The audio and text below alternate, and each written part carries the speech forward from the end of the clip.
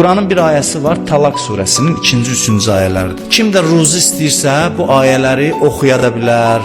Məsələn, dükanında yazıb asa da bilər işlədiyi yerdə. Bunun ruzunun çoxalmasına təsiri var. Namazdan sonra da oxuna bilər, hər namazdan sonra. Və mən yettəqillah yec'al lehu məxrəcə və yerzuqhu min haysu la yahtasib və mən yetəvəkkəl alallah fehuve hasbuh innallaha balighu əmrih qad ca'alallahu likulli şeyin qədra. Kim istəsə bugün deyirəm, əməl eləyə bilərsiniz.